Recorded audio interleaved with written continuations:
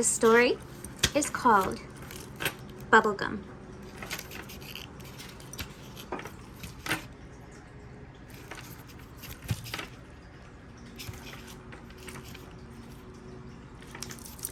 Bubblegum. I can't see auras. I really, really want to tell you that I can. I can't. I also can't make energy balls. And when I do Qigong, I'm just going through the motions. I wish I were more evolved, but I'm not. And it's going to be easier on us. It's going to be easier on us all if I just tell you the truth. I only vaguely understand what the hell people are talking about when they refer to our energy bodies. That our energy bodies are our unaccessed senses, our fancy woo-woo parts of our brains, our divine awesomeness and ESP type stuff. I imagine a bit of levitation and sixth sense. Hell, seventh and eighth too. It's all in this energy body stuff. I faintly grasp that somehow this is all related to our fascia. Since I don't have any actual knowledge of this, and I don't have the intellectual gusto to learn about it, I assume it's correct. And I'll reach enlightenment, nirvana, and bliss if I just massage regularly and use my anma. It's reassuring to me to assume that if I massage my connective tissues, not only will my facial skin produce more collagen, but I'll be a Buddha as well. Perhaps it's working. I don't know, but I feel a bit smug and condescending knowing that my fascia is in better shape than the average bear. So at least there's that. This entire lead up, just to tell you that I've lost my spot. This entire lead up, just to tell you that our energy bodies are real. I've been forbidden to tell you how I know this. And my source isn't relevant to this story anyway. I will just abide by the rules. Just know that I do have this all on very good intel, and it's easier if you just go along with this. My source has supplied me with irrefutable proof that our energy bodies occupy a timeline that is parallel to the one where we hang out in our physical bodies. Well, to be exact, our energy bodies are supposed to occupy a timeline that is parallel to ours. In this parallel timeline, possibilities are infinite and all at once, a wormhole with 1,000,000,000,011 infinite stops. Meanwhile, in our physical, unenlightened one, we just forge ahead on our linear timeline. It's all we know, probably because most of you aren't massaging your fascia.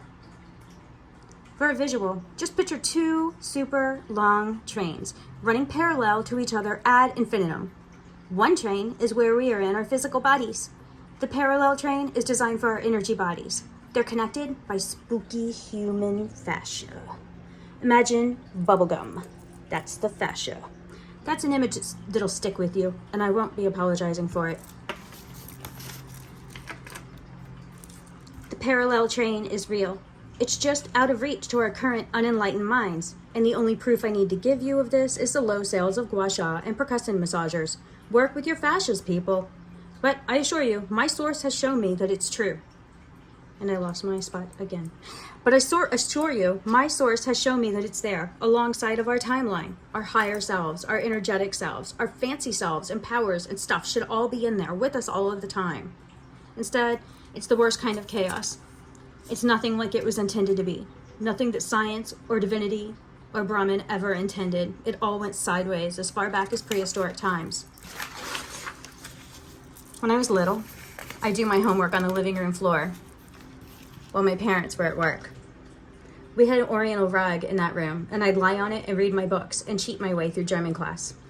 There was a vent near the floor, and one day I heard faint bird chatter. Birds had gotten in and made a nest. You know the way birds do this, in the vents, the chimney, and air ducts. Birds just fly into pockets and make them their own.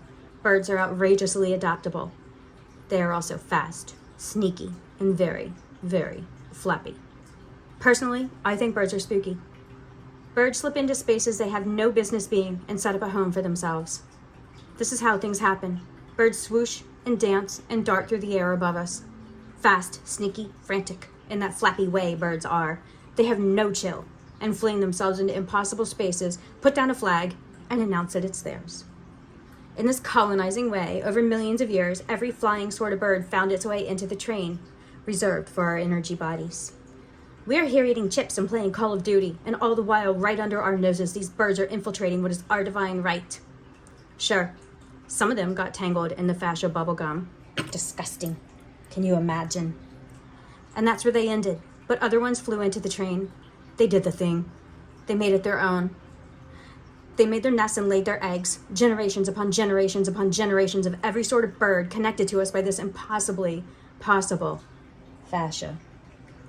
Birds, a million jillion flapping spastic birds, always in the train running alongside of us, occupying what was never meant to be full of birds, overpopulating and stinking up what was meant to be a safe enclosure for our energy bodies, our souls, our sick-ass levitation power. It's full of birds. That's why we can't do any of those things. That's why you can't become invisible or make energy balls or tell your husband to pick up a loaf of bread with your mind. Mark my words, centuries from now, when science and technology and the nerds of the world discover and perfect how to connect with parallel dimensions, they will be shocked to learn that it's completely full of birds and nothing else at all.